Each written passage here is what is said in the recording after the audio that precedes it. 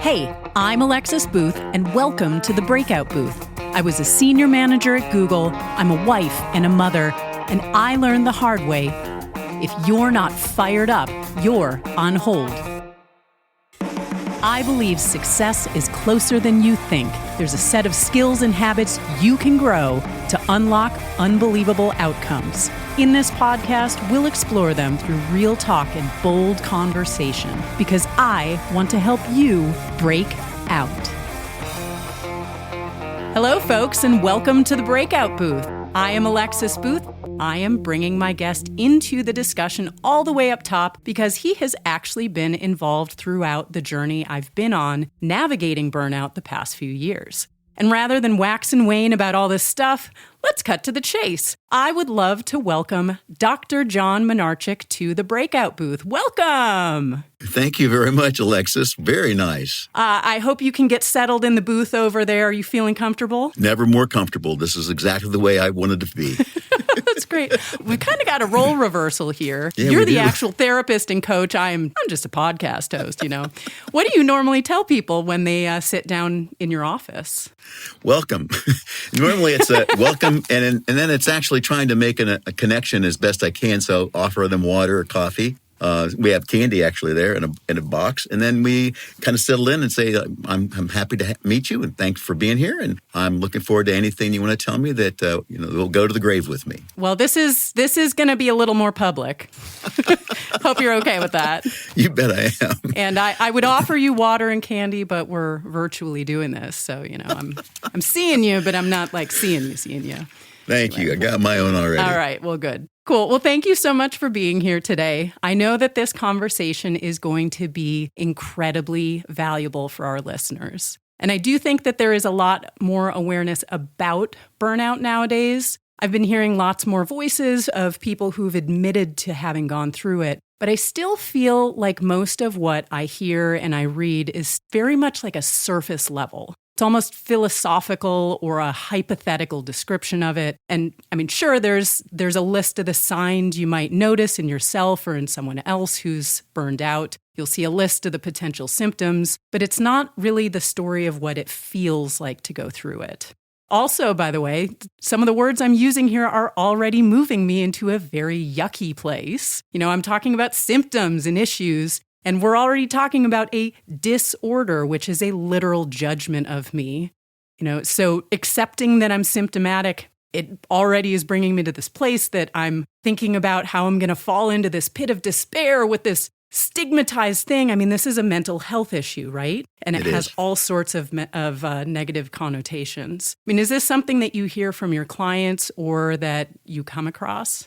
On a regular basis. In fact, they consider this sort of like a syndrome or a disorder, to your point, and that there are the three components we're going to talk about in a little bit. There are the dimensions. And you need all three to be clearly diagnosable. And so you can't just have one and you can't have just two. You have to have all three at some level of distress. And it's also talking about it's an occupational disorder. So it's not even something that's on a personal level. And actually, to your point, we've actually had two of the major organizations or associations that allow us to make diagnostic categorization. Two don't recognize burnout as a diagnostic category. Only one does. And so it's just, you're 100% right. It's just coming to the foreground. We will start to hear, you're breaking booth at the right time because you're going to start to hear more about this because it's a literal thing that happens to people, both physical and psychological. So you're right. Well, so I don't feel like I've heard a lot of stories. So that's really my intention with at least my part here in this episode. I really want to break down the barriers, have a real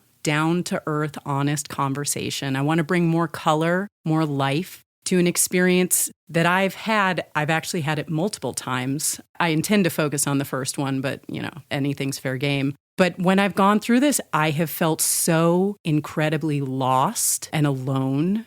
But I also now understand that this is this extraordinarily commonplace thing in our world today. It is. If I may add to that, the irony of that is that's one of the symptoms, that feeling of aloneness or detachment or depersonalization. And that's one of the symptoms that we look at for diagnostic, but it's also, it exacerbates. Right. So the idea is you feel alone, and then now you feel alone. It's like a vicious cycle, right?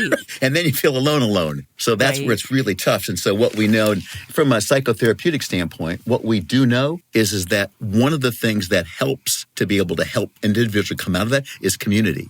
So it's like being willing and able, we'll talk about that later, but the idea of community is one of the most important components, both at home and at work. So it manifests at work. But if we can find ways to help people to be able to reconnect with other human beings, to be able to have their community of supporters, that is one of the best ways we watch people walking out of this particular syndrome. All right. Well, before we jump into all of this, I do want to share a little bit more background about you, Doc, and how you got roped into this discussion. Keep on chiming in if there's places that you have something you want to say. But My pleasure. I am virtually now sitting here with you, Dr. John Minarchik. You have been a practicing psychologist for over 45 years, right? Yeah, I've been a practicing psychotherapist for 48 years. And not only are you a bona fide doctor of psychology, Dr. John Darrell Minarchik is also my father-in-law. Would you agree with this statement? Wait. Oh, now I recognize you now. Oh. Yes, I recognize that statement. I couldn't be more proud. Yeah, so I did want to make sure that we opened up with this because it's actually quite relevant to this conversation, and we'll get there. But basically, so the way that I first got to know you, Doc, and I'm going to try and keep Doc in here as much as I can. Just, I don't know, you're a doctor. I feel like I want to call you that. But I first got to know you on the Minarchik version of the Christmas vacation trip. This was a little over 15 years ago. We were up in the Upper Peninsula of Michigan with your sister-in-law, Sharon. Yeah. And I think you might even still have a carousel of the pictures and the slides that you'd created to memorialize this trip. Is this right? That's right. You don't have to point that out. I think it's not digital yet, but you're right. It was on old-fashioned slides. Thank you. Yes, this man loves his Kodak carousel. I have sat through many slideshows of all of your memories with your son. I think plenty of you fell asleep during those, if I'm not mistaken. We might have. There might have been a few signals of trying to bring them to a close as quickly as we could. Yeah, I'm pretty sure. But anyway, so the deal is I mostly know you as a family member. You just happen to also be a very well-seasoned expert in psychology who is, shall we say, uniquely positioned to give me really good advice and connect my experience of burnout with PhD-level knowledge, a constantly growing arsenal of research findings, and decades of practical experience helping patients and your coaching clients. Does that sound about right? Yeah, that sounds about right. It's hard to believe it's been that long. I think I just remember our trip up to the Christmas vacation like as if it was yesterday. So I remember going across the bridge. Harley was with us. Anyway. Oh, yeah. Our dog. So I can't recall exactly when I told you about my experience of going through burnout, but I'm going to make a guess that it would have been probably on a 4th of July trip. And if it was that, it would have been in 2021, because on April 13th of that year, the date is burned in my memory, I was working with a coach at the time, Julie, and she looked me in my virtual eyes because this was in the middle of COVID. No one was getting together with one another. And she said something like, Alexis, I have something very hard to tell you, and I don't think you're going to want to hear it. I think you're burned out, and I think you need to take a serious break from work. And in that session, she actually sat with me while I scheduled a week of vacation from work that I literally had. It felt so gluttonous and inappropriate. I mean, I have 2 kids and a husband, and she was telling me I need to take time for me. Like, it's not for them, it's just for me. And this was like this alien idea. That session with her was the beginning of a extraordinarily difficult 2-month stretch of my life. That was really the worst of that period. And I'm sure we're going to get into some of the messy details of it later.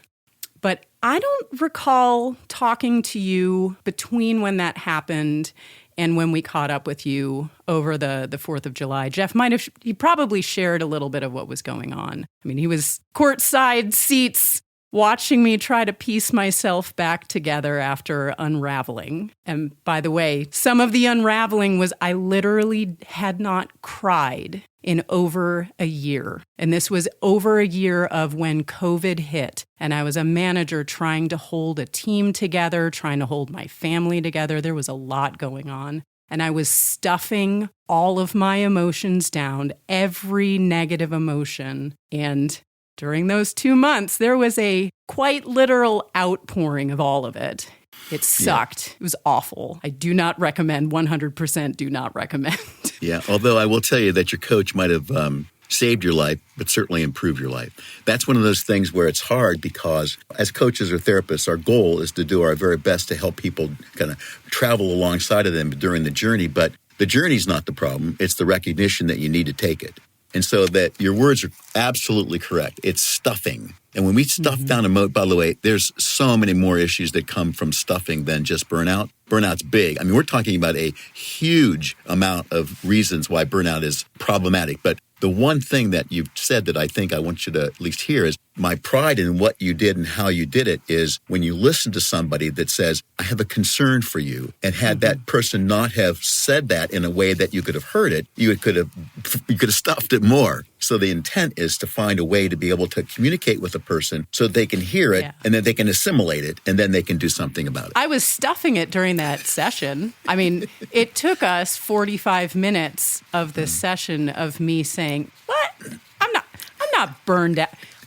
I am not the person who gets burned out. There are other people who get burned out. Like, that's not me. I'm managing my life. I'm doing all the things. What are you talking about? Ooh, yeah, that's exactly right. That's the person that's highly likely to be burned out. They're doers. I mean, the idea of being able to do is that to their credit. The ability to be able to take their foot off the gas and the brake is the same time. It's like right now what we see is people that stuff have their foot on the gas and brake. One of the concerns is like, how can you go with your gas on? Sometimes you have to take it off of both. You have to slow down enough to be able to introspect, to allow that to be able to have some space so that you can allow the healing to start to take place. Yeah. Talking about the journey, so if we did have a conversation that July 4th, it's also worth stepping into where I would have been then because I was past this acute, awful place where I couldn't get myself out of bed. There was no joy in my life. I could not. I remember multiple conversations, especially with a therapist and this coach of like, what brings you joy? And I was like, huh? What? I don't get it. But so I'd gotten through that part. And so I was like in a better state. I could have joyful moments and I was, doing better. But I still was in a very uncertain state. One of the things that actually would have happened right before that trip was I'd done a lot of work of figuring out what I wanted to do next. I decided that the job that I was in was not compatible with what I could do at that time. I mean, looking back in retrospect, I think there's actually a bunch of things I could have done. But at that time, I was not capable of doing them, and I just needed a clean slate. But I'd applied to this job that I was excited about. It aligned with all these ideas, and I didn't get it.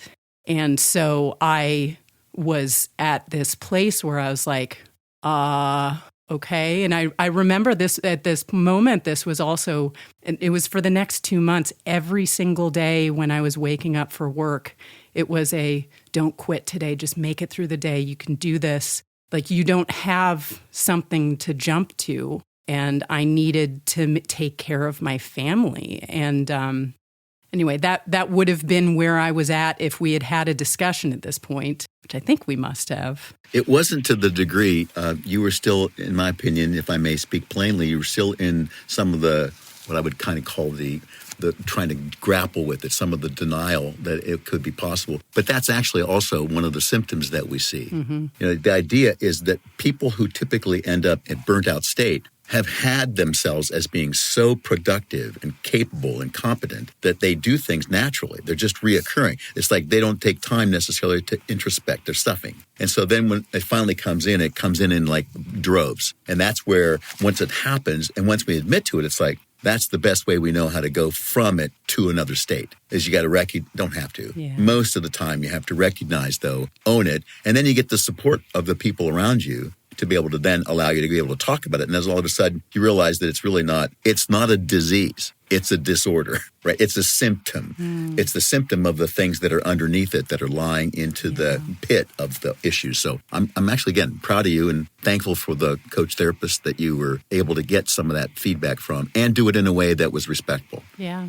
I think one of the other parts of this whole story, and part of why I actually wanted to bring you in too, was had we had this discussion that July 4th, I also would expect it wouldn't have felt like it was coming out of nowhere for you, because we'd also spent the prior Christmas with you. That was 2020, so that was the year that COVID all knocked everything. And it was during that trip that I actually made what I would call my first step into this whole process, which I was pulling myself aside in my room. I was working on my computer, building a spreadsheet. And for listeners, I don't know that we've got into the point yet that you know this about me, but I love me a good spreadsheet that you can put the formulas in and it pops out the answers. It is much better than a magic 8-ball. So I was working on this spreadsheet, and our son, he would have been 15 months old at the time, so he had to take these middle-of-the-day naps. So I was spending, hour and a half, 2 hours clunking away on this. At night, I was not sleeping very well, and so I'd wake up real early and just keep on plunking all this stuff out. Anyway, the purpose of the spreadsheet was to figure out how long I had to endure my job so that I could actually leave the workforce entirely, because I knew I was miserable.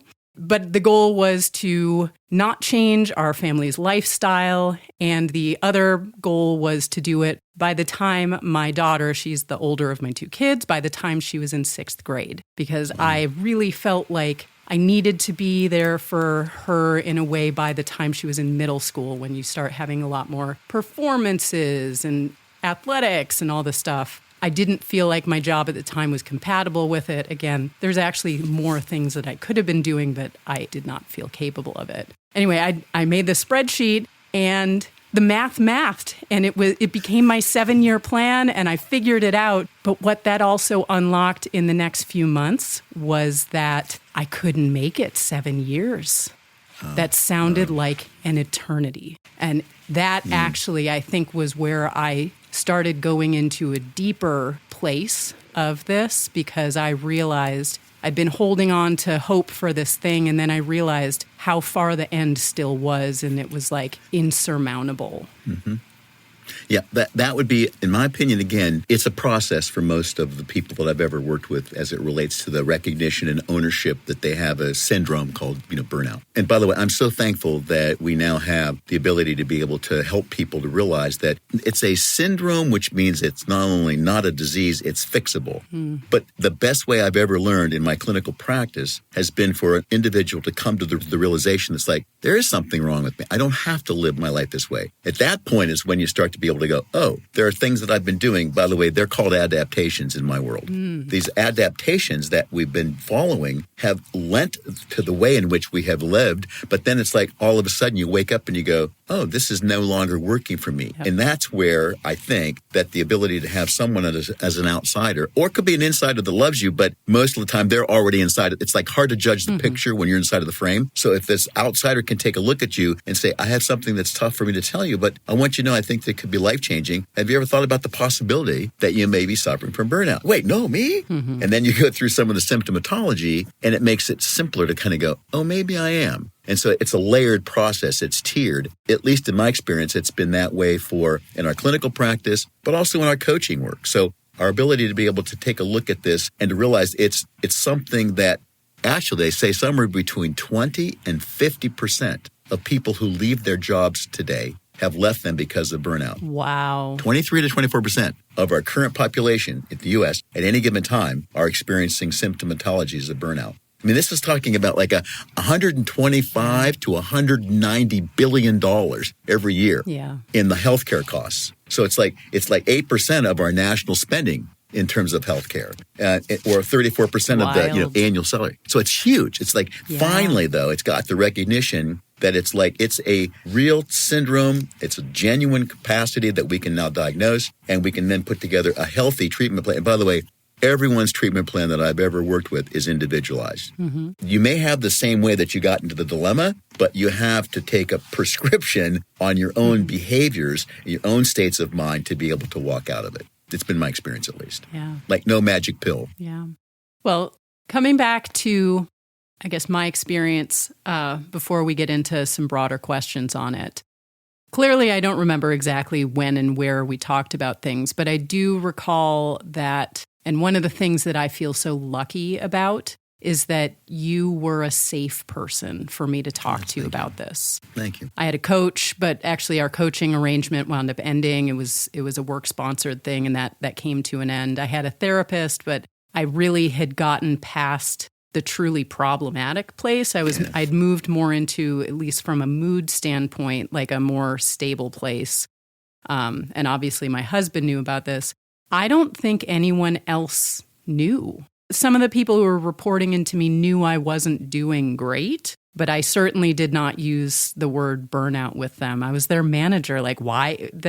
I'm supposed to be taking care of them and directing them. Like, this is not a thing that is appropriate, I feel like, to share with them until you actually have a plan of where you're going. But I'm so thankful and lucky to have had access to you. It was also part of why I so wanted us to have this conversation, because the moments that we've had talking about it, and in particular, I also remember it was like a year and a half ago that we were actually getting ready to do this episode. And it only took us a year and a half to get here.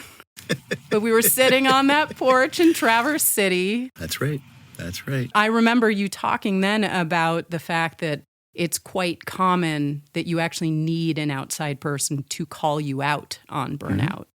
Yes. It's again, like going back to that statement, it's hard to judge the quality of a picture when you're inside that frame. Well, it's been your life. You've adapted to it. We all have our stories. We all have our adaptations. And the good news is that we're here, so we've survived it. The unfortunate news sometimes is that we tend to do things over and over again, and it tends to get us the same results. So our job, which is hard to really, in some ways, put this into words, but our job as the owner of this body brain is to figure out how to be able to do the things that allow it to continue to resource and gain information. So personal growth and development, listening to podcasts, having a chance to have someone that can speak truth, but it's not so close to the situation that they see you every day, because then they adapt to your adaptations, right? So the good news in that is that that's why, right? Doesn't that make sense? And so therefore we unconsciously reinforce those things that are maybe a long-term disabling. And that's where it's in some ways good for us to find, again, an objective. Maladaptive, right? That's exactly right. Well, and I want to add to that. That's really a good pickup on your part. It wasn't maladaptive to start with for most of us. It was adaptive. But what your point is, when you do certain things for so much time and you're supposed to grow on, right, grow out of that, and you continue to do it, that's where they become maladaptions. That ability to be able to have someone or somehow recognize it, I believe that we ought to be in groups of people in community for the rest of our lives, or have a coach or a counselor. And it's not because I am one, it's because I believe that what people do is that we, again, with my best friends, I adapt, they adapt, we both maladapt. Right. And so if I say something that they've heard me say before, they're going to go, yeah, that's just him. But if we have an outside lens that can allow us to be able to take a fresh look, they become aware. They can even ask just questions. I'm kind of curious. Why do you do this? So the intent is to try to figure out the way to be able to understand it, and then give yourself permission to do something about it. Well, so we are here today. It's 2025. Let's keep on having that Traverse City conversation. I'm glad to have you here to dig into this. Thank you for being here. And thanks for being vulnerable. It's like one of the things that we've learned in my field is that Dr. Brene Brown, when she opened up with the idea of vulnerable-based trust and the power of vulnerability, she also unleashed, I think, sort of a permission that she says it in a somewhat of a humorous way. She's got such a really cool way of doing it. But her first TED Talk 14 years ago, in my opinion, was exceptionally brilliant. Just exceptionally brilliant. Allowed her to be able to be herself. But by the way, I don't know that this story has made it out, but after she was to talk about vulnerable-based trust, she went off script. And she went off script and started talking about her own therapy. Oh, right. No, well, then her next TED Talk and her next book was all about shame and, yeah. right. And and it was actually the whole reaction to it was the world's reaction to her that she reacted to that was unexpected. Right. So that was like another adaptation. But why I find this fascinating, she gets off stage, she calls her best friend and says, I really made a fool of myself. And she says, what'd you do? And she says, I went off script and I started talking about my therapist. I even said, I told my friends about seeking out a therapist, and she said that they said, oh, I wouldn't want to be the therapist. They were supportive in a weird way. Well, then she said, well, how many people were in the audience? She says, 300. She says, well, that's not bad. You can make a fool in front of yourself in 300. And then the next morning she wakes up and 3,000 views, and today it's been 22 million. So it's like one of the highest views that we've seen on TED Talk because she's so real. She's so vulnerable with her willingness to talk about it. And that's when we move into that vulnerability. When we take a look at the why we stuff feelings. I mean, just if I may, you didn't learn to stuff feelings when you were 35. You learned to stuff feelings much earlier. In fact, this is to me, I'm still unpacking all of it. Yes. As well we will, right? Until the day we put our heads down and go to heaven. But you think about this as it relates to our development. Children between the ages of birth and 5 learn somewhere between 7 and 12 times faster than adults. We have somewhere between 40,000 and 60,000 thoughts a day. I've got 40, you got 60, the way it works. So let's call it 50, though, on the average. So 50,000 thoughts a day times that multiplier of 7 for that child from birth to 5, that means they'll have somewhere around 638 million thoughts, up to 1 billion, by the time they're 5. And then you look at that and you go, well, how many of those thoughts do you remember? I see them in my children all the time, too. Right? And that's where it starts Not the easiest thing to be a parent. No, it's a parent is the right word. A parent, right? I know I'm taking you off topic here, but I was reading also, it's they're the height of questioning, which I think we're about past with our son now, who's the younger one. But it was talking about, like, on average, children ask 100 questions a day, and the peak is at 4 years of age. And I was like, no wonder. Oh my God! Please help. The best parenting that I believe I've ever observed is when we have children and then we actually reparent ourselves because we learn some of the things that we didn't do right the first time. And so as hell happened to me. Right, that's right. And so when you start thinking about it, ask your friends and yourselves, like, how many of those thoughts, how many of those 635 million to 1 billion thoughts do you recall? And you go, well, mostly they say 3 or 4, and maybe that's enhanced with pictures, videos, or stories. Well, here's the irony. Learning specialists tell us 80% of our personality is locked in by the age of 5. And so now you kind of go, okay, so that means that those first 5 years are like indelible, I'm putting it in quotes, but they're indelible. And until you make a decision, a redecision, an intentional redecision, we tend to just fall, right? We continue to follow that process. It's good enough to get us here. And so therefore, we don't necessarily know that there's another way to drive this body brain until somebody says, hey, by the way, do you realize you're driving your body brain in a different direction? So the intent is to have awareness, in my opinion. And that to me is the really responsibility of any adult to do our very best to gain awareness about who we are, time and space. And by the way, of those 50,000 thoughts a day, yours are 60, of those 50, 60,000 thoughts a day, how many of those thoughts do you think about thinking? And the average person says, 2. I mean, maybe. I mean, we don't think about having those thoughts. They're automatic. So the point is when we, So when we slow down enough to be able to introspect and to take a look at, wonder why I have that thought. Where did that come from? And then again, when you have the privilege to have children and you look at them and you go, oh, now I see where some of my current thoughts came from. Watching how those 100 questions a day, by the way, they're crazy important questions. Right. They're showing that part of the frontal lobe of the brain. Annoying as all hell, too. Don't talk about my grandson that way. I love my Miles boy. I love my children, and 2 things can be true, right? And I love my granddaughter. So just so you know, by golly, I actually love how you guys parent. Just for the record, right? Well, that's the truth. Parenting and grandparenting are the most 2 important things that have happened in my life. It's really, it's the weirdest, coolest thing. For instance, when I was holding Jeffrey, your husband's brother, his older brother, I remember where I was standing, what the nurse was wearing when she handed me him, what my wife was doing. As I'm holding him, it was like, I felt like this electric shock. It went through me. It's like, I would die for this child that poops and pees and pukes, right? Now, I would die for this kid. Now, I would die for my wife. You hadn't seen the poop and the pee yet, so. Well, that's a good point. I had anticipated it. But the point is, once I realized, though, that life was more important than mine, it gave me reason to live, because now I have the privilege of being able to provide a way, a methodology or a roadmap for another human being. And my response was like, I couldn't even describe how important that was to me. I mean, I was in my mid-20s, and everything up to that point would have been, school and baseball and eating and watching football. So then all of a sudden it's like, I've got something that's like so more important that it was like that wake-up call for me that allowed me to start to develop a different part of my life, the feeling sensitive part. Because up to that point, people said, do you have feelings? I said, sure, I get hungry. Right. And then it was like, well, the reality is that's not exactly what I'm talking about. I mean, like this thing called affect and sensitivity and care and compassion. Like, wait, what's that? And then once it hits, to your point, when you're a parent, it's incredible. So anyway, thanks for giving me the privilege of having a couple grandkids. Yeah. Well, so now that we're, I think, probably about halfway through our episode, can you give us a little bit more of your background? I've introduced you as my father-in-law mainly.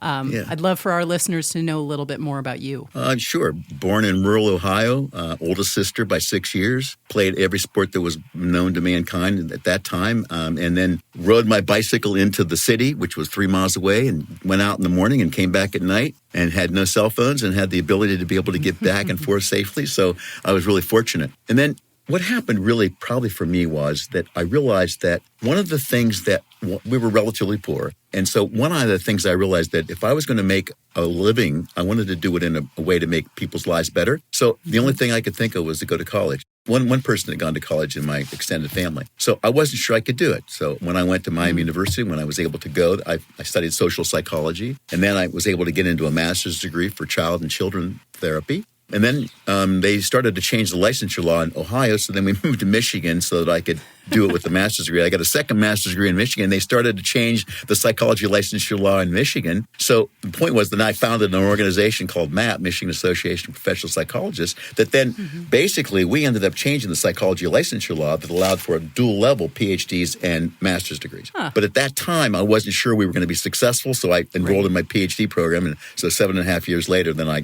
got my PhD.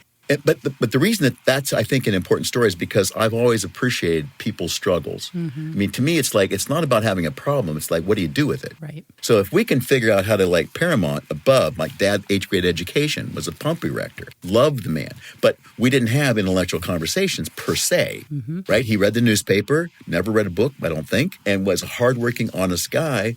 And what I got was other mentors that helped me to realize that if I was going to do anything, I needed to get an education. So that's kind of where that started. And then my love for psychology, I think, really comes from my mom, who was a professional listener, right? She would listen to anybody, everything, and she would always ask great questions. She was what we call a high gray green, introverted, but then caring and compassionate. So when people would talk to my mom, she would listen. And I'd watch her, and I'd like walk back and forth from the kitchen table as she's listening to people. And they'd come out just to talk to my mom. I didn't know what that was.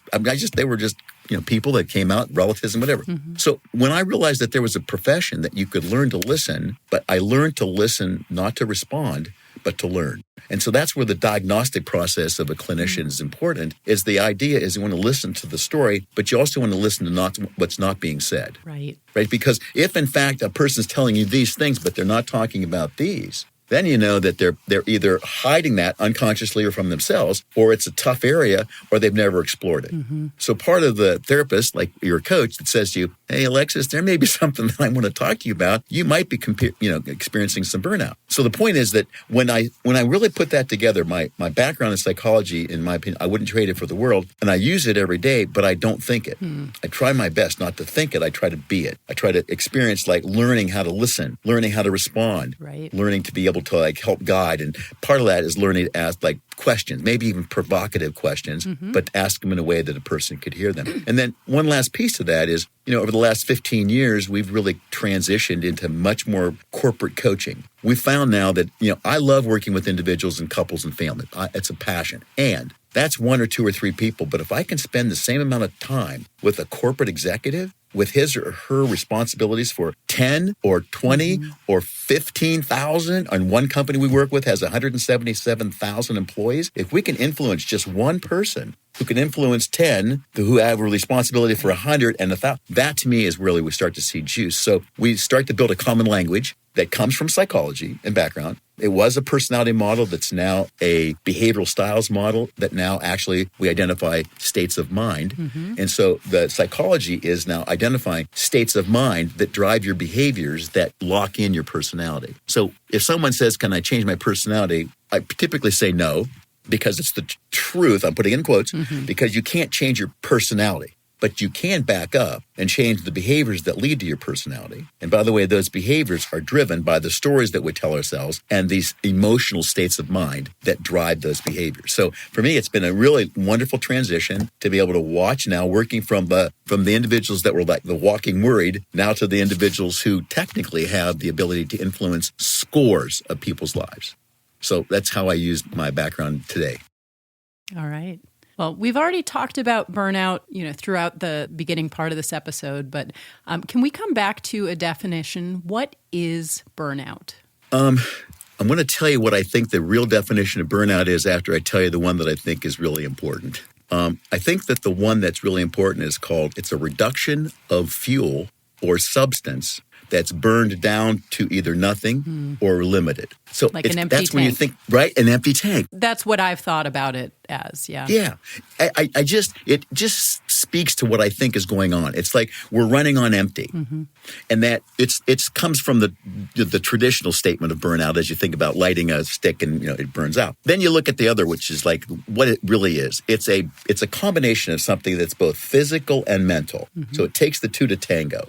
And it's caused by stress. I mean, simply put. So a simplistic way of looking at it is we're running on empty. We have mental and physical, psychological stress, perceived stress, and that usually we don't see it coming.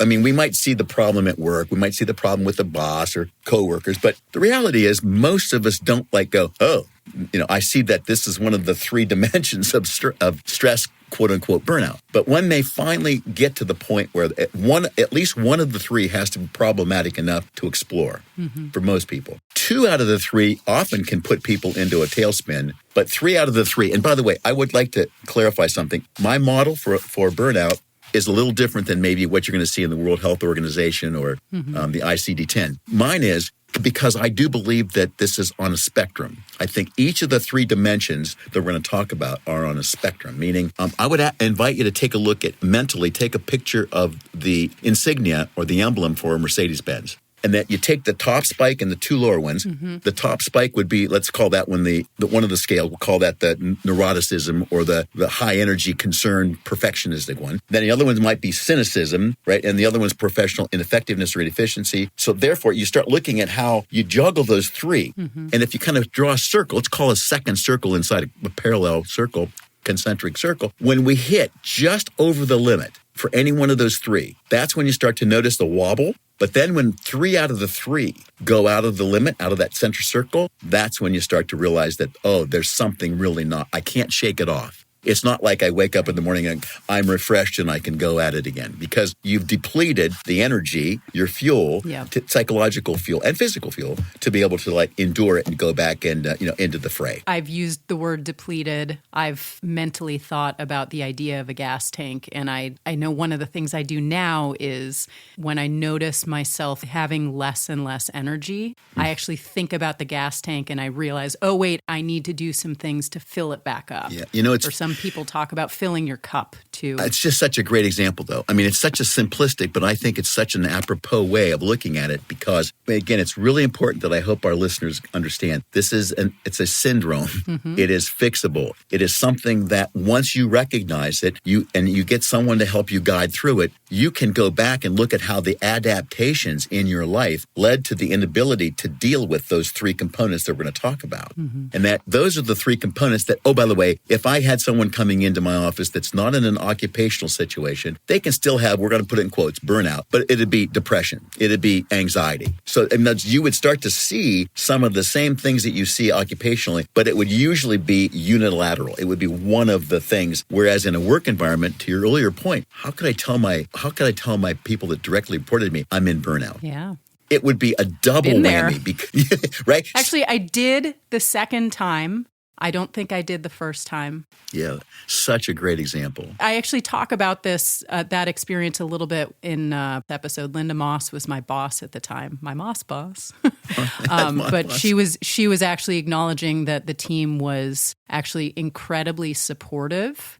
Both of us were shocked by the experience. We did not expect it to be that way, but people really actually do want to do good and be good people. We're all hiding behind all this stuff. But that's a state of mind, what you just said. And I want you to know that to me, when a person says that, I now know that they're distant from burnout. When someone says to me, I believe people want to do good, it's an indicator that they're on the other end of the continuum. Right. Right? I mean, it's kind of cool. It's, again, listen for what's said, but also listen for what's not said. Mm-hmm. And I think what you just told me, though, with that is like when you came to the point where it's like, yeah, all frogs have warts. I mean, they're great frogs, but they still have warts. Like, so every one of us has our story. Every one of us, none of us learn.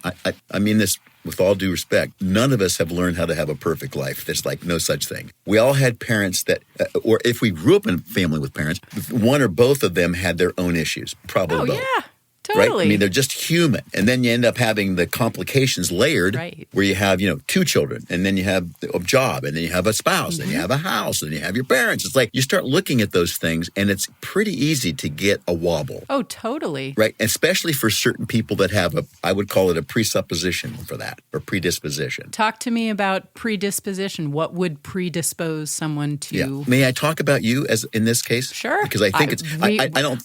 I feel like I'm an open book here, so let's go with I believe it. So. What I mean by that is I think that'll make sense. When I start to look at these three dimensions, I think that the first dimension that, in my opinion, that you grew up with was your ability to be perfectionistic. Mm-hmm. I mean, your conscientiousness. I remember the very first time I met you. I remember watching you walk into this party where Jeffrey invited me, and I watched you walk in, how you were dressed. I watched how you carried yourself. Sorry, I'm a people watcher. I remember this. It was in someone's backyard. It was. Yes, it was. I was not. This was like years before Jeff and I were dating too. It was. So, it was. Yeah, before you went out to Washington and discovered each other. But so when I saw that, it would be. And by the way, your speech is impeccable. That's a perfectionistic way that people talk. Well, congratulations. That means you could be, an orator. You could do a podcast. So anyway, the good news with that is that you have the ability to do things in a perfectionistic way, and nobody has to tell you how to do that. I mean, the point is like, no one says, do this perfectly. No, that's already internal. That's your story. I need a job worth doing is worth doing. Well, yeah. So the point is, when you start looking at that, that's one of the predispositions when you look for like perfectionism, and that, and in some ways they refer to that as being overly conscientious, right? Or that conscientiousness scale, right? That's one of the areas though that we look at. There's several people that have different scales, but this is the one I think that's the most likely to hit. The second one is what they refer to as introversion. Now, introversion by its own self is fine and dandy. I mean, people have healthy capacity to be able to, and we call that gray, by the way, introspect introversion. The ability to be able to understand that you are your own best friend. If a person says that they are having trouble being by themselves, then they have a lot of need to be by themselves, because it's like you have to go introspective. You have to, it's a long time. It's been my experience that when we have the ability to introspect, introversion is what they refer to it as, right? Or you don't have to talk, you can just think, or you can go for a walk, or you can do yoga or go swimming. But the point is, you have that also quiet nature that, in my opinion, a healthy quiet nature where you don't have to be the person that's the upfront speaker. You have the ability to share stage. You don't have to be like, it's about me, my opinion. And I think I know you well enough to tell you that. So that's one of your charming components, is that high perfectionism you don't have to speak to every audience you're willing to take in and to participate. And then the third area tends to be more of what we call neuroticism. It's a term we're no longer allowed to use when we diagnose, but it's a great word. Sounding word. Yeah. Well, it was a great word because it was not diagnosable as a syndrome, but it was like, that person's neurotic. Well, we're no longer allowed to use that. You can describe something very well with it. You can, right? Well, anyway, the neuroticism, what they're referring to, is over worry. In other words, it's like when you say, oh, why did I say that? Or, oh my gosh, why did I do that? Or do you think that person's going to take this well? Or is it okay? We start to second guess. We start to evaluate ourselves, and that, are we doing okay? Did I do it in a way that was kind, et cetera, et cetera? So like earlier today when I was talking with the person that gave us some feedback on some materials that we created, he apologized. I want to exaggerate, but I think in the email that he sent, he apologized 6 times, started off and ended, and 4 in the middle about the feedback that he was giving us. Well, he has a we call high green, compassion, sensitivity, but worries about offending. And so now I know that if, in fact, I'm going to talk with that person, this is a guy, he's a company owner, actually. When I talk with him, I need to be careful not to offend him. But I also need to model that it's okay to give people feedback that's truthful. Okay, back to the point. So on those 3 components, right, that we look at, that kind of like conscientiousness, that introversion, and that neuroticism, depending upon, again, think about... Tell me how neurotic I am, by the way, John. I will self-profess I'm pretty high on that meter. To your credit, that would be the exact point. Like, take a look and introspect. It's a charming trait, by the way. My mom was the ultimate neurotic. I mean, she would when she'd pack my lunch for schools, I mean, she would put whatever I had from the cheese usually, and then she would take the lettuce that she had washed and put it in like a Ziploc baggy thing so that it wouldn't make the soggy bread. And I look at other kids, and they get their sandwiches without that. And I never thought about the fact that my mom was a neurotic. Yeah, they had the soggy sandwich, and you didn't. I would also say, too, I think naturally I'm quite neurotic, but I've done a lot of work to try to dial that back. But quite honestly, the point at which I realized I had to do a hell of a lot of work on this was when I hit burnout. It was that what I had become was not doable. Like, it wasn't okay. But for a while, you can actually get away with it. Because for a while, you're only going to have one of those 3 spokes. We typically don't have all 3 spokes strike at once. We typically grow our first one worst, and then the second, then comes the third. It's like you can still have like the idea of the spinning plates and the platters that are on top of the sticks. You can run around and keep them going. But eventually, if you have so many things that are going on, like you did with your work and you're managing a team, et cetera, and a family. Well, and I also had my second kid.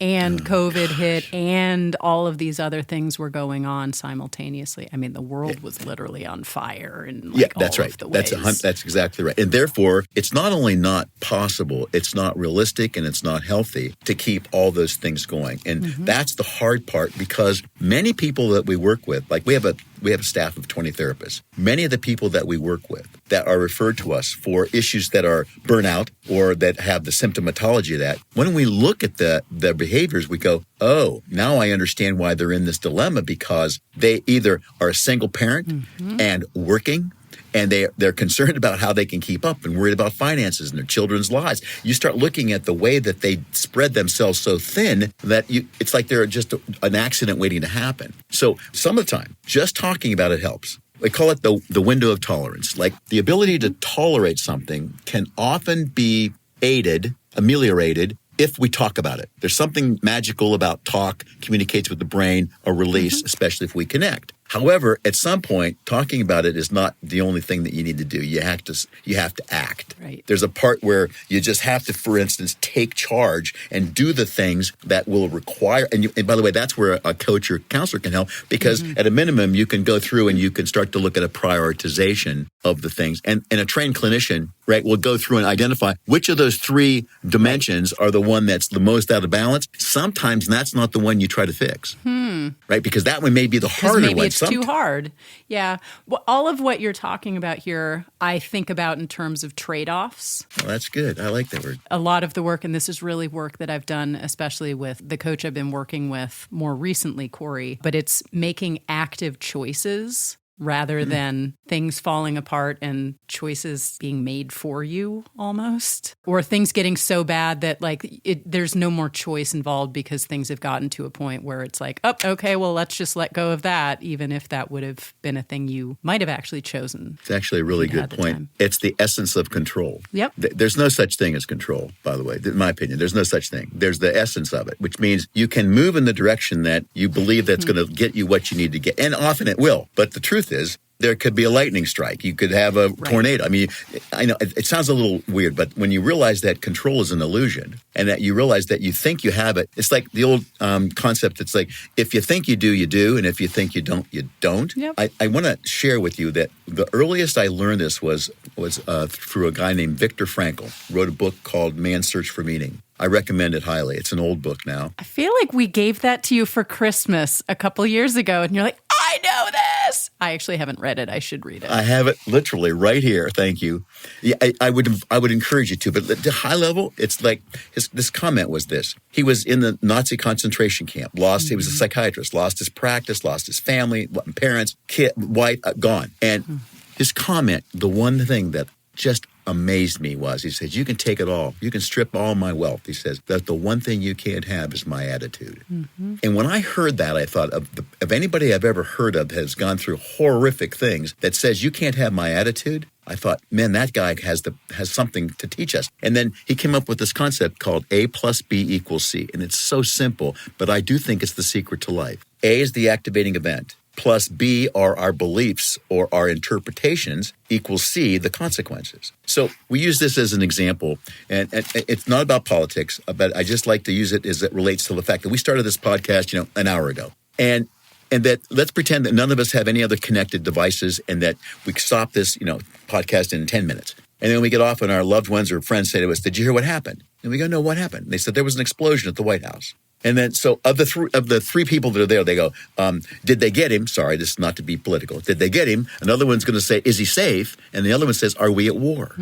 Now, here's why I think that's important. Three distinctly very different outcomes or interpretations or Bs. And if it was the actual event that created that response, the activating event, the explosion at the White House, again, made up story, but the explosion at the White House would have felt, if it happened at 10 minutes after we started this podcast, then we'd have felt something. Right. We'd have had that experience, but it wasn't the actual event. It was our interpretation of the event when we found out about it. My point. That is, in my opinion, the secret to life that says you have the ability for freedom of choice. The difference between the A through to C is like that stimulus and response. There's this huge space in the middle. And that's the space where I believe healing and health takes place when we realize that we have the capacity to be able to control or at least influence those interpretations.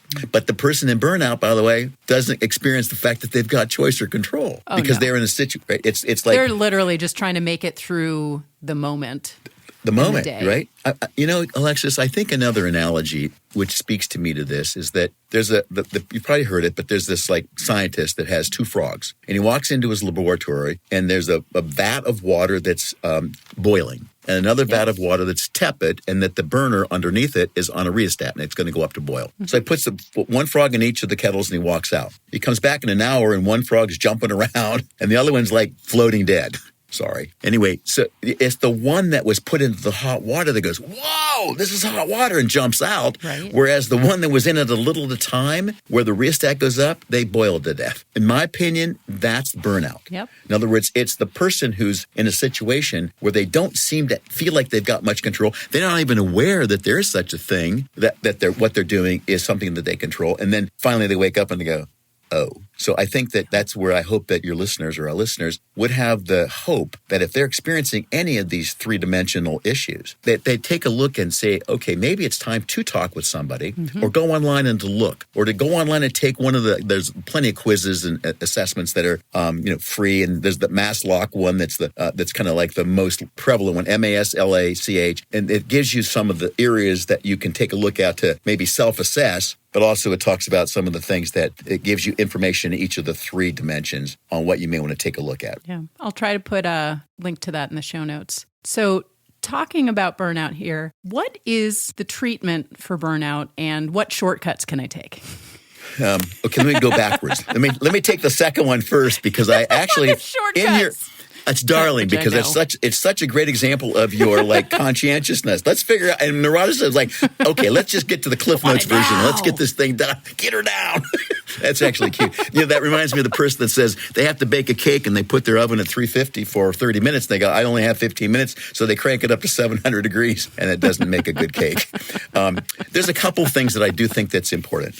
Like the assessment, in my opinion, the self-assessment, you don't need to take an evaluation to do it. But here are like some steps that I would think would be important to consider. Like the first thing is a person typically, when they are under a burnout set of circumstances, they lack the perception of job control or the resources to effectively do their job. It's kind of like one of those typical things we typically hear, like the first one. Yep. Right? The second one is that they experience work overload. again, I want to make sure that I'm careful here. That doesn't mean that the average person doesn't have a lot to do. It's, again, on these three dimensions, when all of them start to hit, it feels overwhelming. It's like just exhaustive, that kind of feeling, right? Another one is they have, and we hear this pretty regularly, they have unclear job expectations. In other words, that they don't know that there's a way for them to be able to clarify it, or that their set of circumstances is new or different, or that their supervisor or boss is not clear about what he or she should be doing. So we would encourage people to speak up, right? Or if they do, they still have given themselves all sorts of additional expectations that their manager actually would not hold them to. That might have been, I'm raising my hands. I was going to ask, would you raise your right hand, please?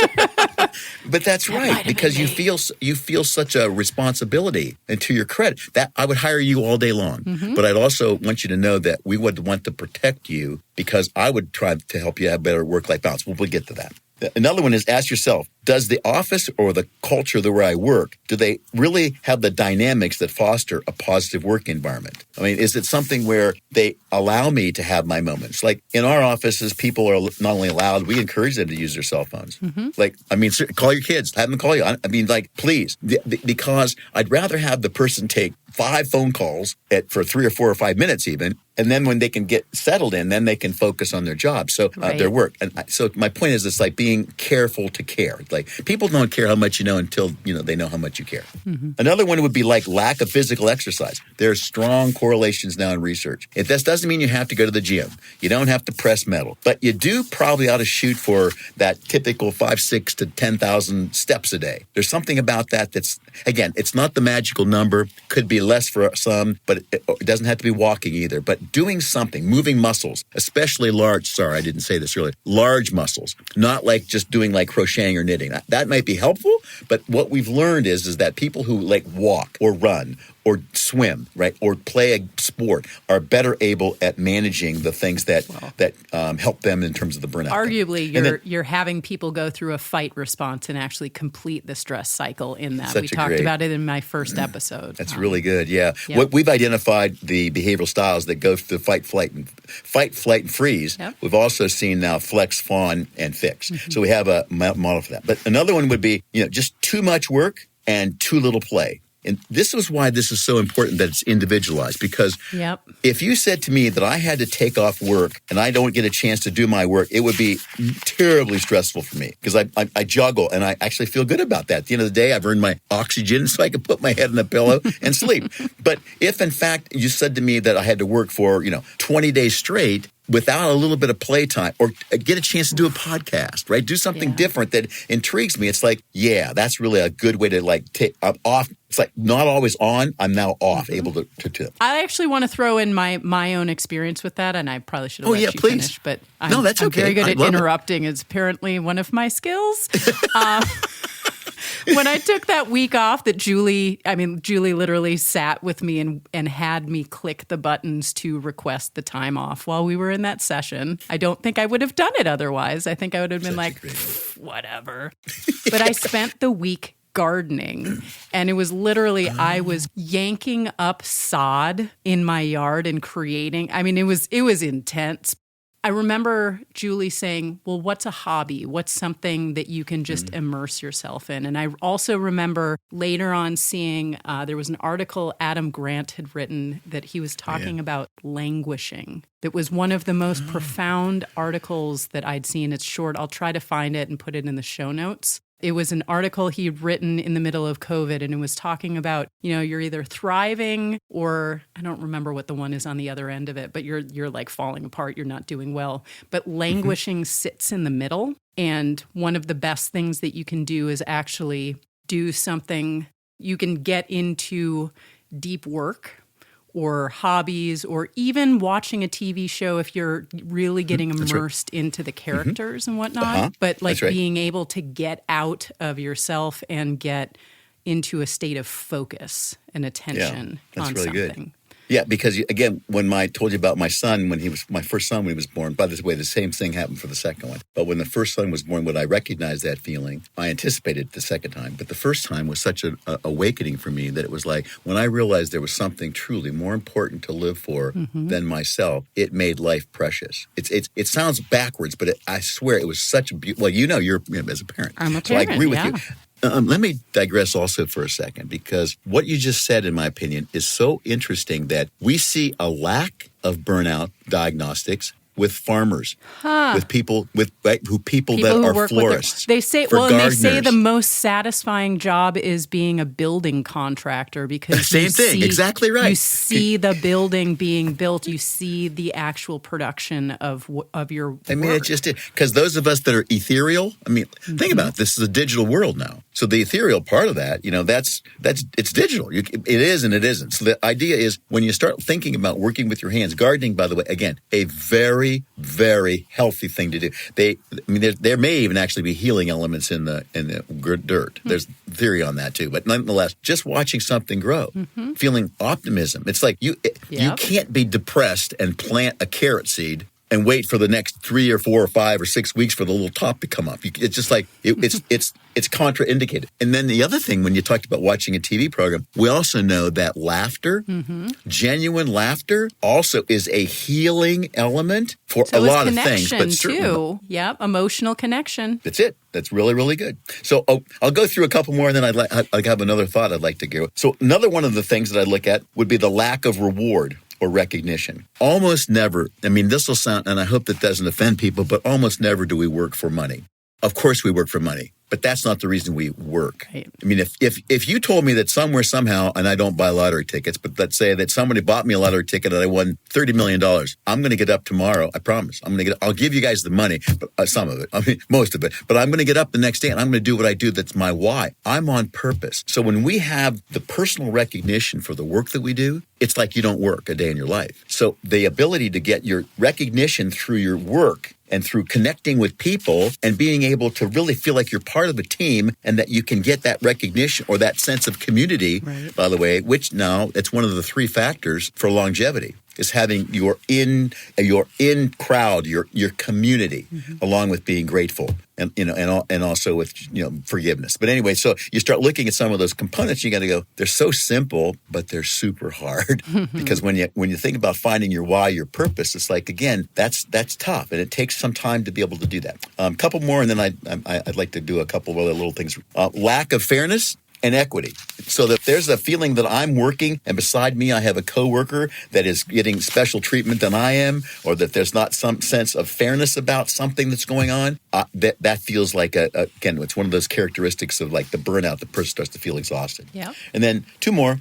You ask yourself, do the values that my employer and my team have, do they align with my values? And again, that's where we start looking at one of the fun things about corporate work is when we start to do a corporate why, mission, vision, values, why, then we identify the values, mission, vision, values of the individuals. And what's fascinating is people that have the highest productivity and the highest positivity, and that they don't turn over in the business, are those that whose their missions align. Like you couldn't pay me enough money to work for a tobacco company. Right. It would be incomprehensible for me. I just couldn't do it. And then last is like a lack of friendship at work, which we've kind of hinted at that all along. It's like one of the things that we know is if you hire a person that was your best friend and or becomes your best friend, you're much more likely to be able to not only enjoy your work and to continue to do it, but to do it with a smile on your face.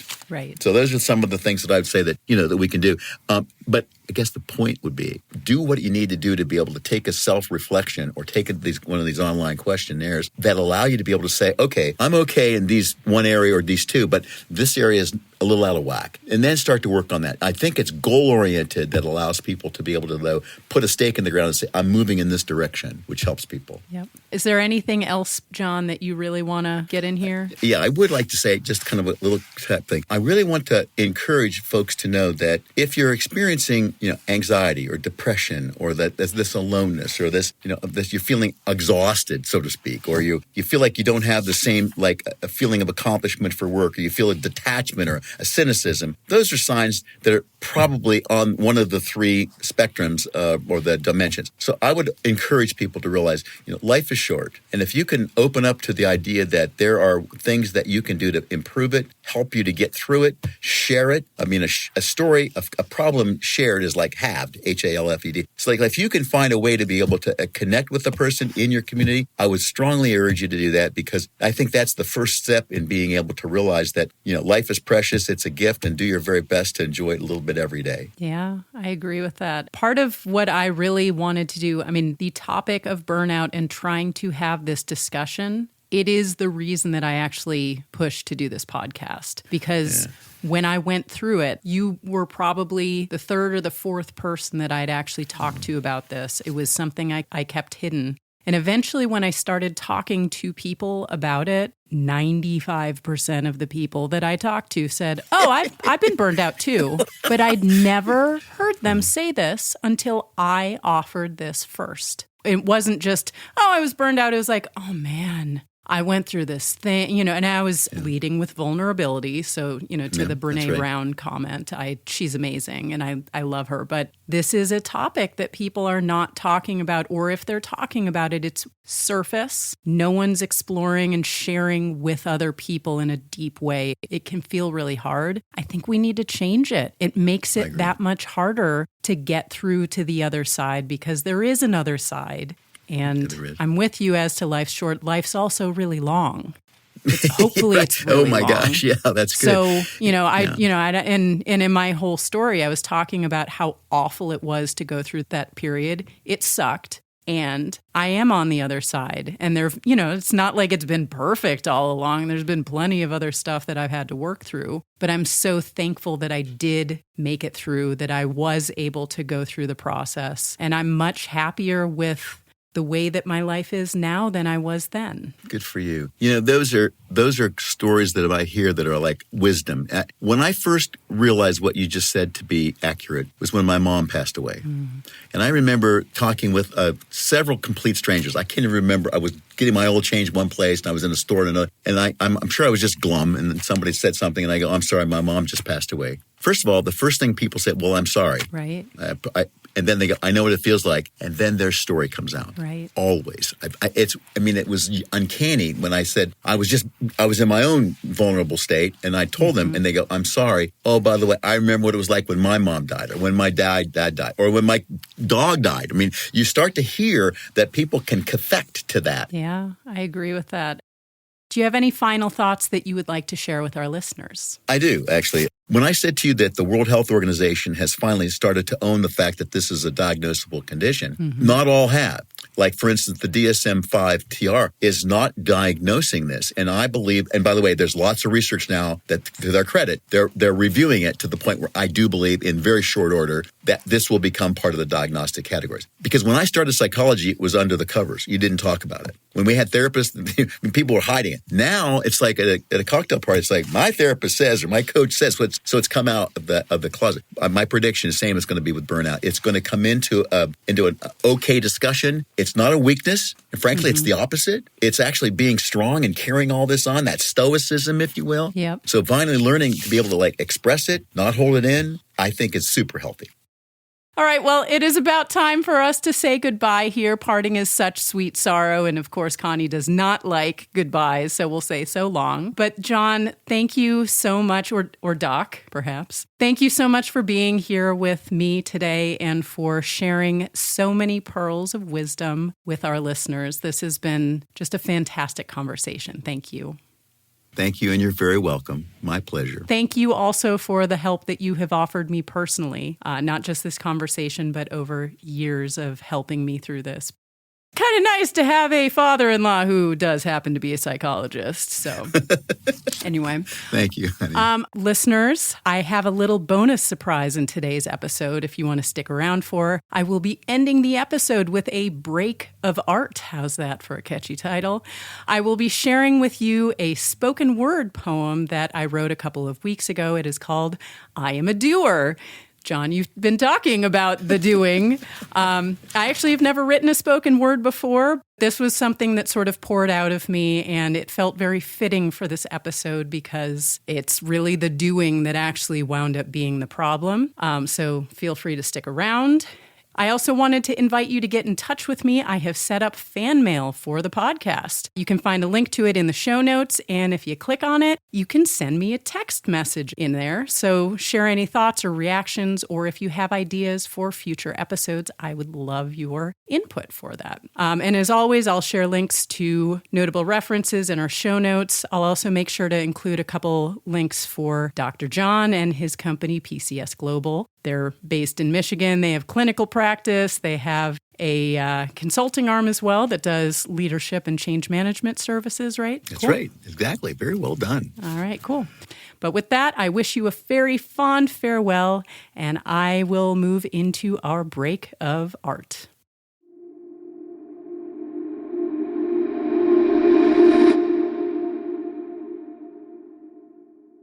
I am a doer. I am a jump on it right here, right now, make the impossible happen somehow. I pull rabbits out of hats, wrap it up, grind the axe, get it done, and I never relax till there's nothing bad for you to worry at. Yes, I am a doer. I am a let's not let this mess fester lest it'll put the best to rest and will digress being less for it. I suppress all the stress, and when I do, I progress. I see the need, I follow through. I do the things I know I must do. Yes, I am a doer. I am a doer. I want to fix the mixed up litany of hits, and I don't want to risk me feeling the pits. I don't dare to settle and feel misunderstood by a bunch of dumb misfits who don't do me good. And no, I am not the sorry kind who just sits back waiting for a sign. That is waiting for disappointment. It is waiting to be left behind. You see, I am a doer. What I am not is a beer. In fact, I'd much rather have a beer and make all my feelings of bad disappear. Put a veil on my hurt, cover up all my fears, pretend my rear view is less sad than it appears. Then I'll sink in the couch with my trusty TV as the characters drown in an ocean of need. I'd rather watch suffering than feel it in here. So I put on a slick, let's get it done veneer, and I act full of fire. Yeah, I play cavalier because I am a doer. Always saving the day, always moving and busy. No time for bad feelings when I'm in a tizzy. And I put up defenses to make you feel dizzy. Who sits by still waters? I take my water fizzy. And don't you get all melodramatic with this. It is not a woe is me, is she okay moment we're in the midst. I'm not telling you to seize and desist, but I am telling you, in fact, I insist that you don't even know what I've got going on. I am dripping in doing. I'm above and beyond, 'cause it's all up to me to sing my own song. And I have been holding things together so long. Yet there's so many things that I do carry on. Sometimes I really do feel overdrawn. Some days I don't know where I even belong. All this doing, see, it muffles what's wrong. When I do what I do, I pretend to move on. I am a doer, that's right. And I will go on doing what needs doing tonight. I will do all the undone things in my sight, give a smile and a nod in my undoing plight. And if you should try to shine a light, tell me I misunderstand my power, my might, I will shoot you an unnerving stare that will make you want to take flight. When really, I'm the one who's hurting. I'm the one who's empty inside. I am a doer. I pull rabbits out of hats, don't know how to relax. I am a doer. I got so many to-dos that I'm starting to crack. I am a doer, but I think it's a trap. What if I got me, not just your back? I am a doer, and I don't want my doing to be my undoing act.